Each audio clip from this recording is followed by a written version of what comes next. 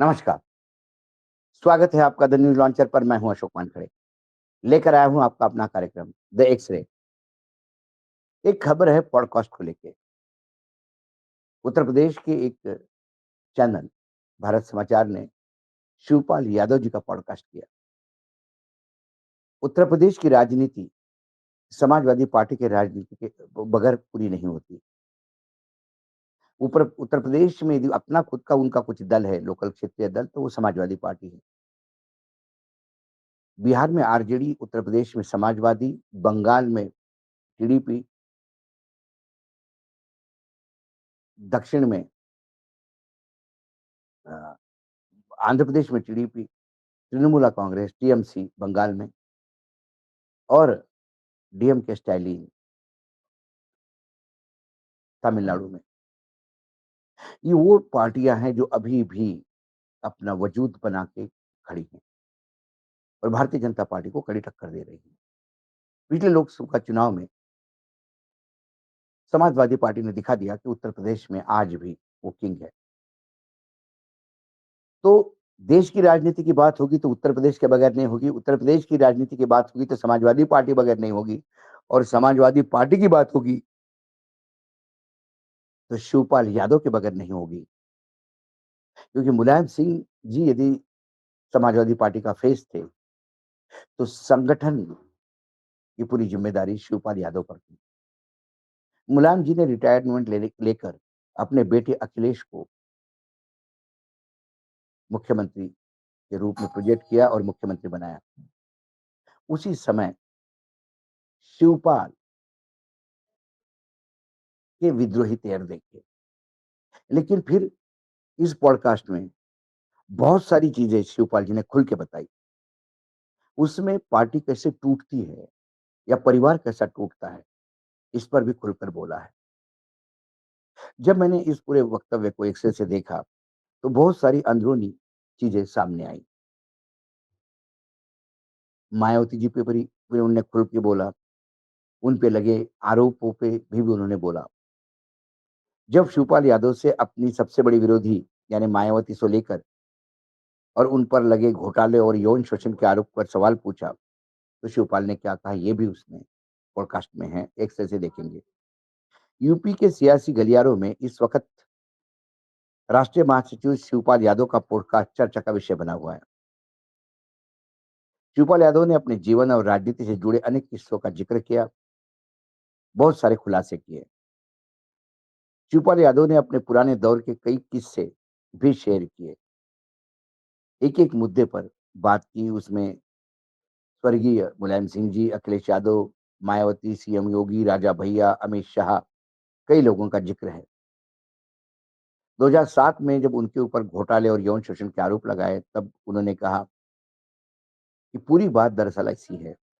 जब शिवपाल यादव ने अपने सबसे बड़ी विरोधी यानी मायावती को लेकर और उन पर लगे घोटाले और यौन शोषण के आरोप पे सवाल पूछा, तो उन्होंने जवाब देते हुए कहा, देखिए, हम लोगों ने ऐसा कोई काम किया सरकार में रहकर और ऐसा कोई आरोप भी नहीं लगा। हम लोगों ने इतने काम किए, इतने ज़्यादा काम किए कि आरोप नहीं लग सकता। फाइलें अगर खोली भी गई, तो क्या निकलेगा? 1907 में मायावती द्वारा लगाए गए आरोपों का जवाब देते हुए उन्होंने कहा कि मैंने विधानसभा में भी और प्रेस में बोलते हुए भी कर कहा था कि जाँच करा लो और मैंने कहा जाँच पहले नार्को टेस्ट करवा लो और मेरी शर्त यह है कि पहले नेता सदन का नार्को टेस्ट हो, फिर नेता विरोधी दल का, मैं विरोधी दल में हूँ था उस समय, तो मेरा भी हो। मैं तैयार था, नार्को टेस्ट करा लो। उन्होंने साफ किया कि पहले मुख्यमंत्री का टेस्ट हो और जिस आईपीएस अधिकारी ने आरोप लगाया, उसका भी टेस्ट हो, फिर मेरा टेस्ट हो। ऐसे कई चीज़ें उन्होंने इस बारे में कही। इसी पॉडकास्ट में एक उन्होंने बम विस्फोट किया और ये बताया कि 2014 के बाद देश की राजनीति में कैसा बदलाव आया। उन्होंने पहली बार खुलासा किया कि गृह मंत्री अमित शाह की ओर से उन्हें क्या ऑफर दिए गए थे और उन्होंने क्या किया। शिवपाल यादव के मुताबिक अमित शाह ने मंत्री बनने का ऑफर दिया था, लेकिन उन्होंने स्वीकार नहीं किया। शिवपाल ने बताया कि 2019 में फिरोजाबाद में अपने भतीजे अक्षय यादव के खिलाफ चुनाव लड़ने का फैसला खुद अमित शाह के कहने पर किया गया था। इसमें शिवपाल यादव करीब 80,000 वोट लेकर आए, भतीजा चुनाव हार गया। हालांकि स्वयं शिवपाल भी चुनाव नहीं जीत पाए। इस दौरान उन्होंने कहा था कि बीजेपी चाहती थी कि परिवार फूट में फूट बनी रहे, वे इसका फायदा उठाते रहे। शिवपाल यादव ने बताया कि उनकी लड़ाई मुख्यमंत्री योगी आदित्यनाथ से नहीं बल्कि विचारों से है। उन्होंने पहले सहयोग बेहतर था, लेकिन बाद में विरोधाभास बढ़े। उन्होंने कहा कि 2012 में समाजवादी पार्टी की सत्ता आने पर मुलायम सिंह यादव ने मुख्यमंत्री न बनकर अखिलेश यादव को आगे बढ़ाया, जिससे पार्टी की रणनीति में बदलाव आया। शिवपाल यादव ने अपनी राजनीतिक यात्रा, परिवार में मतभेद, आगामी चुनाव की रणनीति पर खूब खुल के खुलासे किए। ये जो उन्होंने कहा कि अमित शाह ने मुझे मंत्री पद का ऑफर दिया था और अमित शाह ने मुझे चुनाव लड़वाया था। हम बार-बार कहते हैं कि 2014 के बाद जो भारतीय जनता पार्टी ने रणनीति बदली है, वो है एन-केन प्रकरण सत्ता में आने की। जो संघ को कितनी सूट होती है, क्योंकि संघ की विचारधारा में तो ये है ही नहीं।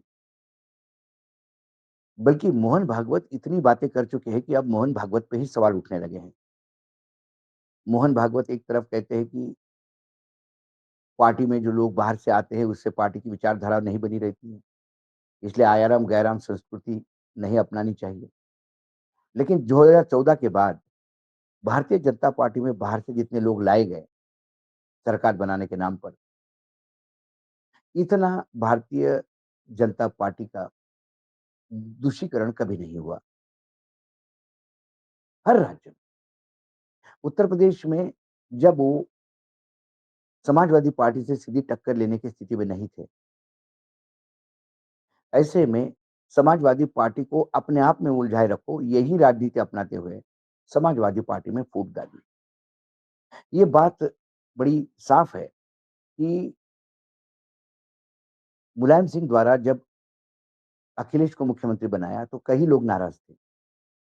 कई मुलायम सिंह के साथ जो कंधे से कंधा लड़ा के जिन्होंने पार्टी बनाई, मुलायम सिंह के अपने भाई शिवपाल यादव को भी लग रहा था कि वो अपने भतीजे के अंडर कैसे काम करेंगे। लेकिन मुलायम सिंह जी को भी लग रहा था, उनका स्वास्थ्य उनको पता था, सही समय पर पार्टी सही युवा हाथों में दे दी जाए तो अच्छा था। जिस समय अखिलेश यादव मुख्यमंत्री बने, उस चुनाव में अखिलेश जी ने मेहनत भी अथा की थी। पूरा प्रदेश अपने रोड शो से पाट दिया था। यूथ लगातार साथ देने के लिए रास्ते पे उमड़ रहा था। ये सारा भविष्य को देखते हुए मुलायम जी ने अखिलेश को मुख्यमंत्री बनाया। लेकिन मुलायम सिंह कभी भी आयरन हैंडेड नेता नहीं रहे। यानी वो नेता नहीं रहे, वो एक डिक्टेटर जैसे, जो पूरे पार्टी पे अपने दादागिरी चलाए। मुलायम सिंह यादव हमेशा अपने साथियों को ज़रूरत से ज़्यादा तवज्जो ही नहीं देना, उनको समकक्ष मानकर चलते थे।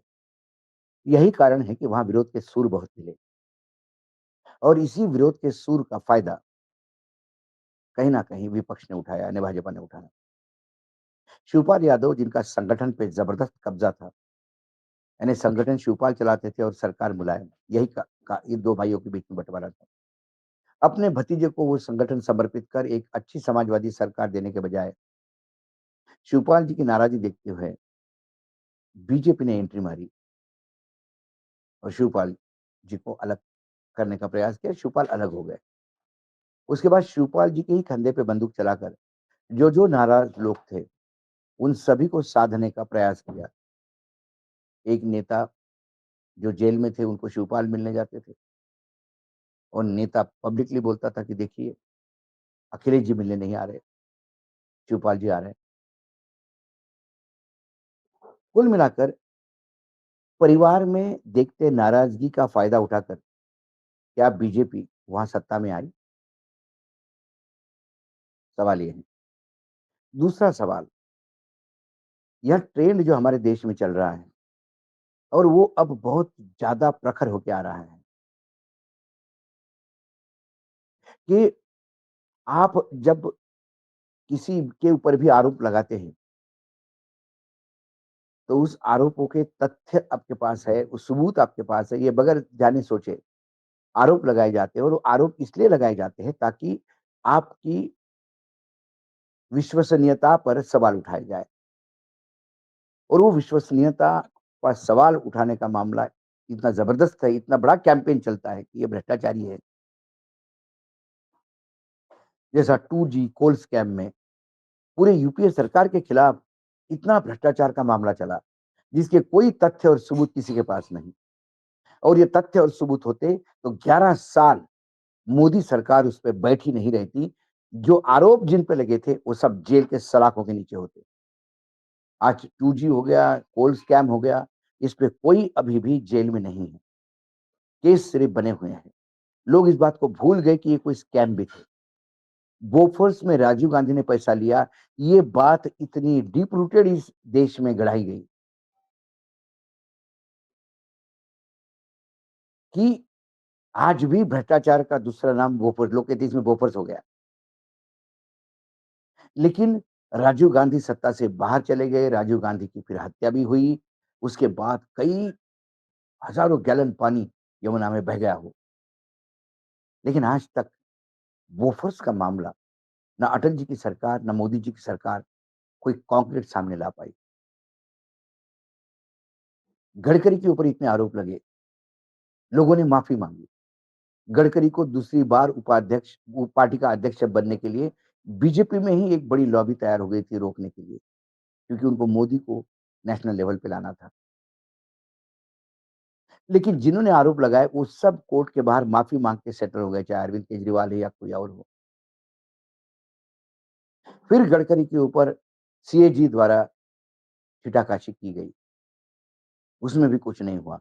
अब लेटेस्ट जो है उनके ऊपर एथेनॉल को लेकर, उनके परिवार को लेकर एक बड़ा कैंपेन चलाया गया। लेकिन यदि मोदी सरकार में ये इतने घोटाले होते, तो क्या मोदी गडकरी को छोड़ते? सवाल ये है। गडकरी को निपटाने का इससे बड़ा हथियार नहीं था। लेकिन यदि कुछ तथ्य उसमें नहीं है, तो मोदी सरकार भी चुप है और मोदी सरकार को गडकरी पे एक्शन लेने में कोई परहेज़ नहीं होगा। क्योंकि गडकरी पे एक्शन लेकर वो इस बात को बताने का प्रयास करेंगे कि हमारी सरकार भ्रष्टाचार के खिलाफ कैसी लड़ाई लड़ती है। हम हमारे मंत्री को, एक बड़े नेता को भी नहीं छोड़ते। लेकिन सबूत होने चाहिए। लेकिन एक कैंपेन चला। ऐसा ही कैंपेन शिवपाल यादव के खिलाफ भी यौन शोषण से लेकर तमाम आरोपों को लगा और वो तो आज भी नार्को टेस्ट के लिए ये सारे जो बीच-बीच में जो खबरें आती हैं या जो खुलासे होते हैं, ये खुलासे सिर्फ़ अपने राजनीति में कितना ओछापन या छिछोरापन आया है, ये दिखाने का प्रयास करते हैं। लेकिन जैसा कि अब नया ट्रेंड है, सवाल पूछने वाले को सवाल पूछो, जबकि सवाल का हमेशा जवाब होना चाहिए। सवाल पे यदि सवाल करोगे, तो फिर ये अंतहीन यात्रा चलती रहेगी और जनता के प्रश्न वैसे के वैसे रहेंगे, क्योंकि जवाब कोई देना नहीं चाहेगा। हर सवाल पे सवाल और सवाल पे सवाल और उस पे सवाल। कुल मिला के इस पॉडकास्ट में बहुत सारी चीज़ें मायावती जी के बारे में, अमित शाह जी के बारे में जनता के बीच में लाए। आज एक्स रे में इतना ही, कल फिर आता हूँ किसी विषय के साथ, तब तक के लिए नमस्कार, देखते रहिएगा द न्यूज़ लॉन्चर।